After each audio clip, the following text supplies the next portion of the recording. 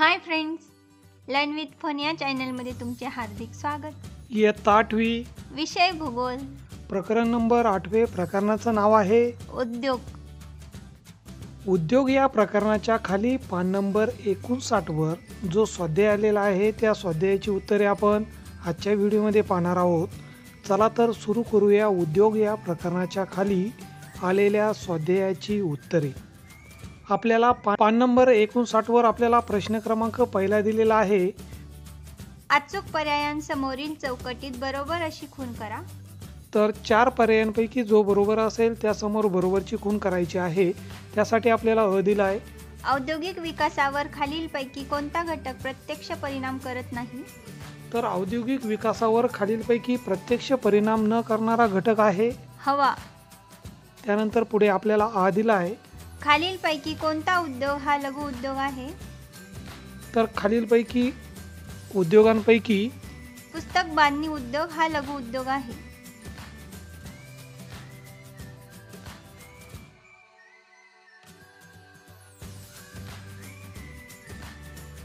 यानंतर ई दिलेला आहे. खालीलपैकी कोणत्या शहरात माहिती तंत्रज्ञानाचे केंद्र नाही? तर खालीलपैकी जुनी दिल्ली येथे माहिती तंत्रज्ञानाचे केंद्र नाही. आणि यानंतर ई दिलेला आहे. उद्योगांना नफ्यातील 2% रक्कम कशासाठी वापरणे अनिवार्य आहे? तर उद्योगांना नफ्यातील 2% रक्कम उद्योगाचे सामाजिक दायित्व म्हणून वापरणे अनिवार्य आहे.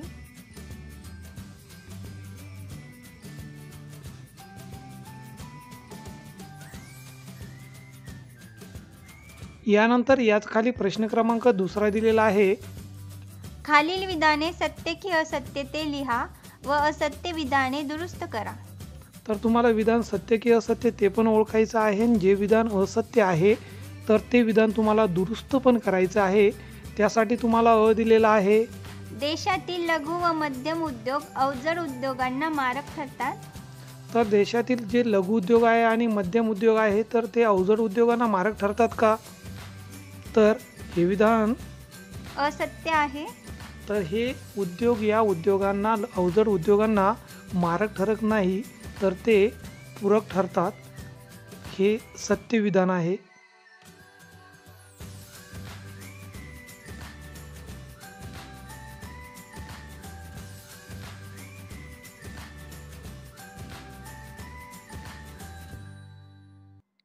त्यानंतर पुढे आ दिलेला आहे. देशातील कारखानदारी देशाच्या आर्थिक विकासाचे निर्देशक आहे. तर देशातील कारखानदारी ही देशाच्या विकासाचे निर्देशक आहे. तर हे विधान सत्य आहे. यानंतर पुढे आपल्याला ई दिलेला आहे.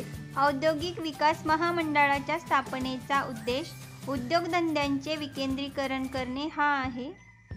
तर हे विधान पण सत्य आहे.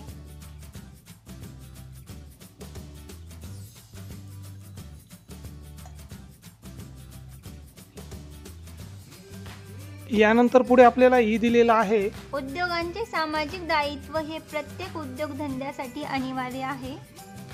तर उद्योगांचे सामाजिक दायित्व हे प्रत्येक उद्योगधंद्यांसाठी अनिवार्य नाही म्हणून हे विधान असत्य आहे.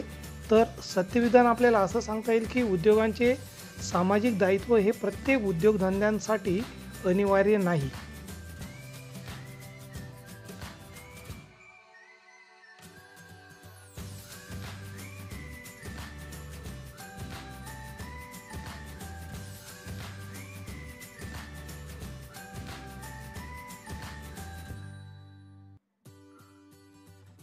यानंतर याच पानावर इथं वरती उजव्या बाजूला आपल्याला प्रश्न क्रमांक 3 दिलेला आहे. खालील प्रश्नांची उत्तरे 3 ते 4 ओळीत लिहा. आपल्याला 3 ते 4 ओळीमध्ये याचं उत्तर मांडायचं आहे. त्यासाठी आपल्याला अ दिला आहे. औद्योगिक क्षेत्रासाठी सरकारकडून कोणकोणत्या सुविधा उपलब्ध होतात? तर औद्योगिक क्षेत्रासाठी सरकारकडून दिल्या जाणाऱ्या सुविधा बघा. त्यामध्ये आहे वीज, पाणी, कर. यामध्ये सरकारकडून उद्योगधंद्यांना सवलती दिल्या जातात. तसेच औद्योगिक क्षेत्रातील उद्योगांना सरकारकडून सवलतीच्या दरात जमीन उपलब्ध करून दिली जाते. अशा पद्धतीने सरकार उद्योगधंद्यांसाठी सुविधा उपलब्ध करून देते.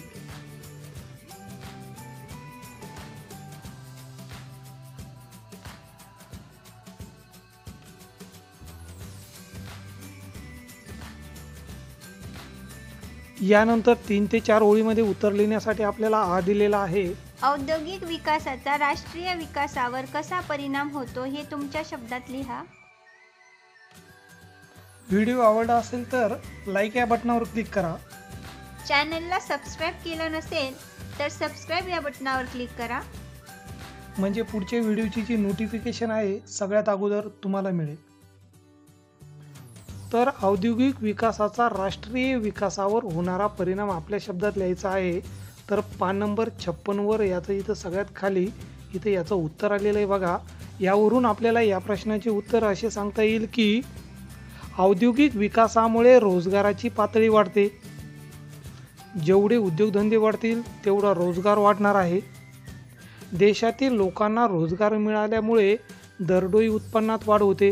रोजगार मिळतो म्हणजे लोकांचं उत्पन्न वाढतं, लोकांचा इन्कम वाढतो. त्यानंतर पुढे आहे औद्योगिक विकासामुळे देशाच्या स्थूल राष्ट्रीय उत्पन्नात वाढ होते. देशातील उत्पादित वस्तूंची निर्यात केली असता त्यापासून देशाला परकीय चलन प्राप्त होते. अशा पद्धतीने औद्योगिक विकासाचा राष्ट्रीय विकासावर परिणाम होत असतो.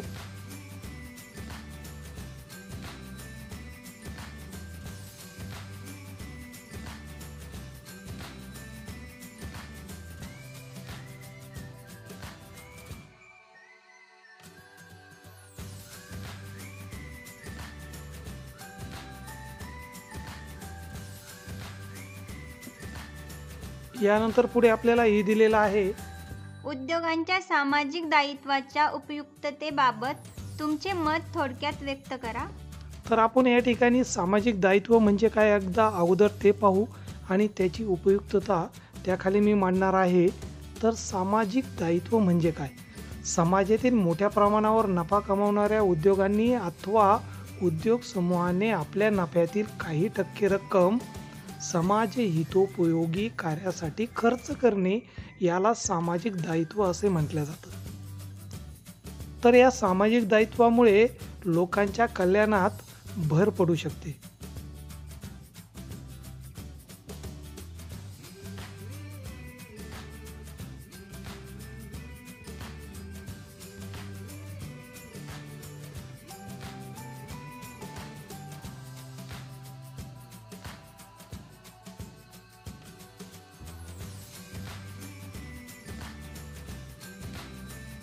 यानंतर पुढे आपल्याला हे दिलेलं आहे. लघु उद्योगाची 3 वैशिष्ट्ये सांगा.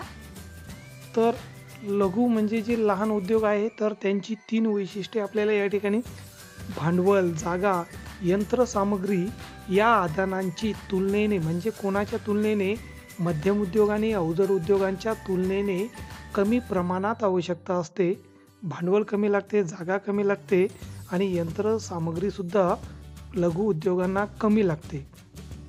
तसेच आपल्याला 2 नंबरचं वैशिष्ट्य सांगता येईल.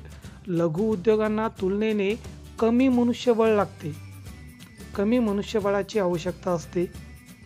आणि लघु उद्योगाचं 3रं वैशिष्ट्य आपल्याला सांगता येईल. लघु उद्योगातील उत्पादित वस्तूंची बाजारपेठ तुलनेने मर्यादित असते.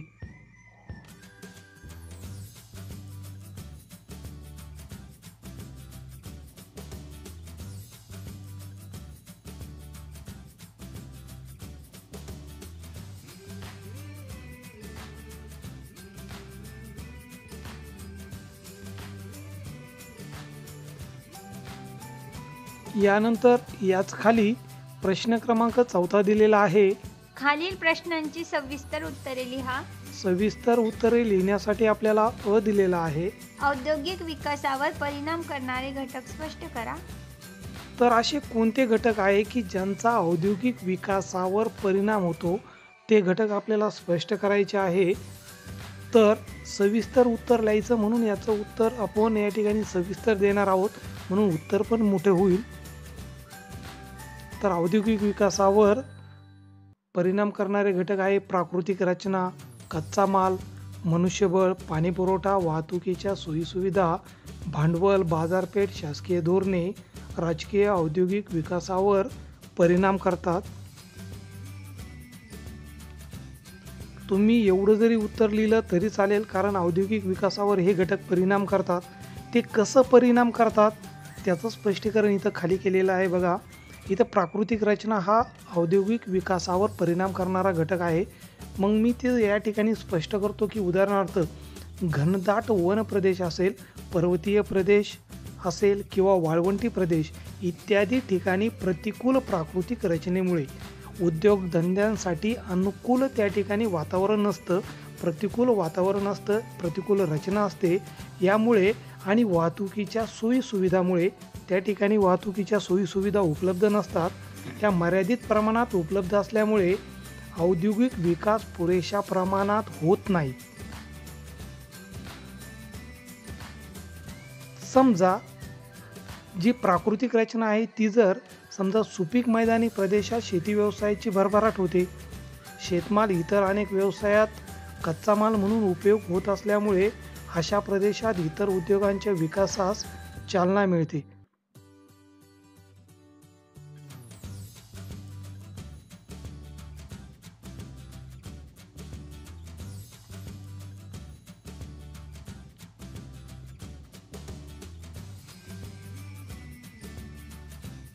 यानंतर पुढे आपल्याला हा दिलेला आहे.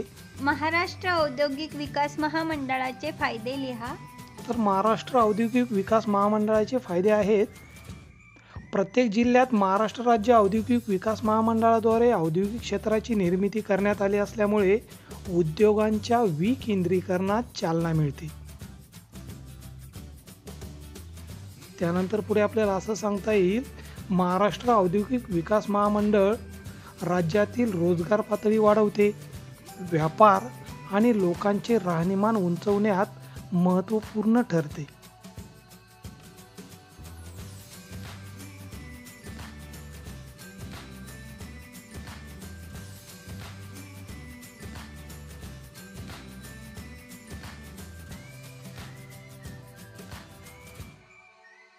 यानंतर आपल्याला ही दिलेला आहे. माहिती तंत्रज्ञान उद्योगाचे महत्त्व सांगा. तर माहिती इन्फॉर्मेशन टेक्नॉलॉजीचे आपल्याला जो उद्योग आहे तर त्याचं महत्त्व सांगायचं आहे. तर आपल्याला माहिती तंत्रज्ञान उद्योगाचे महत्त्व अशा पद्धतीने सांगता येईल की माहिती तंत्रज्ञान उद्योगाद्वारे जगातील कोणत्याही व्यक्तीला जगातील कोणत्याही गोष्टीची सहजपणे माहिती उपलब्ध होऊ शकते. माहिती तंत्रज्ञान उद्योगात संगणक, इंटरनेट, मोबाईल फोन इत्यादी साधनांचा माहितीशी संबंधित कार्यासाठी मोठ्या प्रमाणावर वापर केला जातो. या साधनांद्वारे तुलनेने कमी खर्चात, कमी वेळेत आणि कमी कष्टात आवश्यक ती माहिती उपलब्ध होऊ शकते. माहिती तंत्रज्ञान उद्योगातून मिळालेल्या माहितीच्या आधारे वैयक्तिक, शैक्षणिक, आर्थिक, सामाजिक, सांस्कृतिक प्रगती करणे शक्य होते.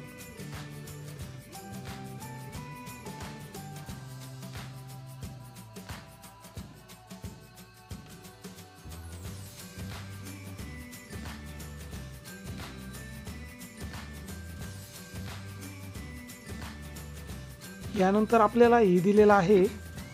भारतातील लोकसंख्येचा विचार करता उद्योग निर्मिती हा बेरोजगारीवरील एक चांगला उपाय आहे.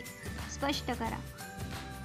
जर आपण आपल्या देशाची लोकसंख्या जर पाहिली तर 125 करोडच्या पुढे आपल्या देशाची लोकसंख्या आहे. सर्वांना नोकऱ्या मिळतील याची शाश्वती नसते, परंतु जर उद्योगधंद्याची निर्मिती झाली, उद्योगधंद्याचा जर विकास झाला तर तो बेरोजगारीवरील एक चांगला उपाय आहे, हे आपल्याला या ठिकाणी स्पष्ट करायचं आहे.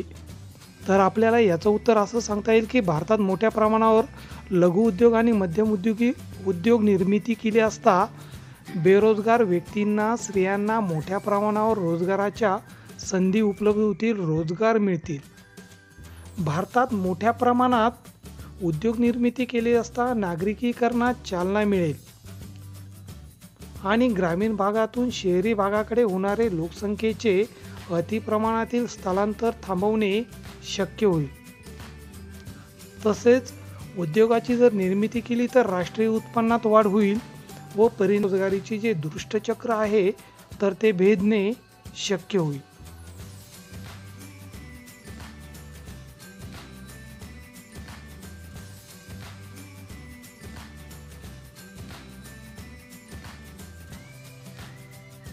यानंतर आपल्याला प्रश्न क्रमांक 5 दिलेला आहे. खालील विधानासाठी ओघ तक्ता तयार करा. तर आपल्याला ओघ तक्ता तयार करायचा आहे. त्यासाठी आपल्याला दिलेला आहे. आपण जे कपडे वापरतो त्यांचा शेतापासून आपल्यापर्यंत झालेला प्रवास लिहा.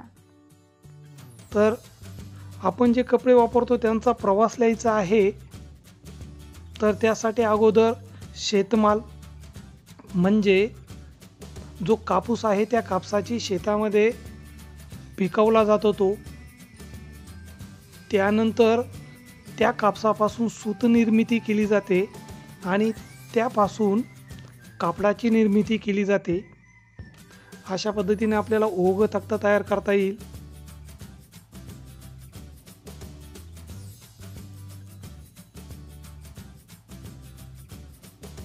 नंतर आपल्याला पुढे ओघ तक्ता तयार करायचा आहे. त्यासाठी आपल्याला ब दिलेला आहे.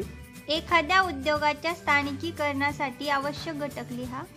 तर एखाद्या उद्योगाचे स्थानिकीकरण करायचे असेल तर त्यासाठी आवश्यक घटक कोणते आहे यासाठी आपल्याला पान नंबर 52 वर उद्योगाच्या स्थानिकीकरणाचे घटक दिलेले आहेत. यावरून आपल्याला याचं उत्तर असं लिहिता येईल. तर उद्योगाच्या स्थानिकीकरणासाठी आवश्यक घटक आहे प्राकृतिक घटक. मग प्राकृतिक घटकामध्ये काय काय येतं तर प्राकृतिक घटकामध्ये मृदा, खनिज संपत्ती आणि पाणी पुरवठा यांचा समावेश होतो. त्यानंतर उद्योगाच्या स्थानिकीकरणासाठी पुढचा आवश्यक घटक आहे आर्थिक घटक. मग त्यामध्ये शेती व कच्चा माल असेल, वाहतूक असेल, बाजारपेठ असेल आणि भांडवलाची आवश्यकता असते. त्यानंतर उद्योगाच्या स्थानिकीकरणासाठी पुढील घटक आहे तो म्हणजे इतर घटक. मग इतर घटकामध्ये मनुष्यबळाची संख्या असेल, मनुष्यबळाची गुणवत्ता असेल, वैज्ञानिक प्रगती असेल आणि तांत्रिक प्रगती असेल. तर यानंतर ती म्हणजे उद्योगाचे स्थानिकीकरण.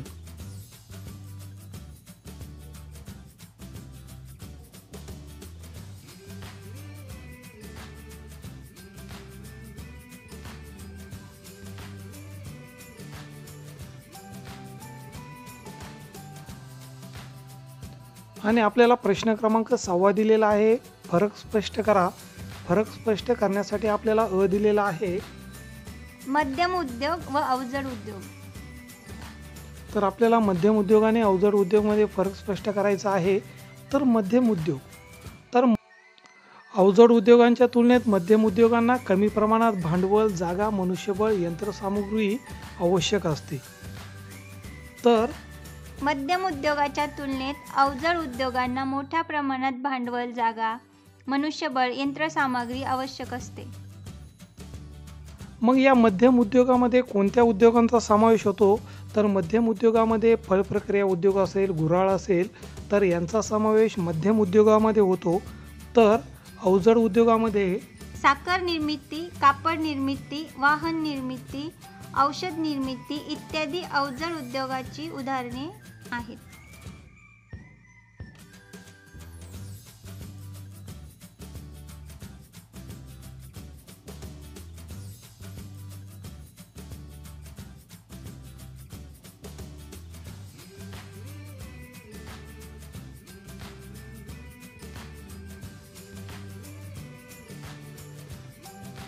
यानंतर पुढे आपल्याला आ दिलेला आहे कृषीपूरक उद्योग व माहिती तंत्रज्ञान उद्योग. तर आपल्याला या दोन्हींमध्ये काय फरक आहे तो स्पष्ट करायचा आहे. तर कृषीपूरक उद्योग सर्वसाधारणपणे कृषीपूरक उद्योगांचे ग्रामीण भागात स्थानिकीकरण आढळते. तर सर्वसाधारणपणे माहिती तंत्रज्ञान उद्योगाचे नागरी भागात स्थानिकीकरण आढळते.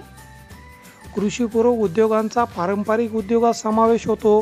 तर माहिती तंत्रज्ञान उद्योगांचा आधुनिक उद्योगात समावेश होतो.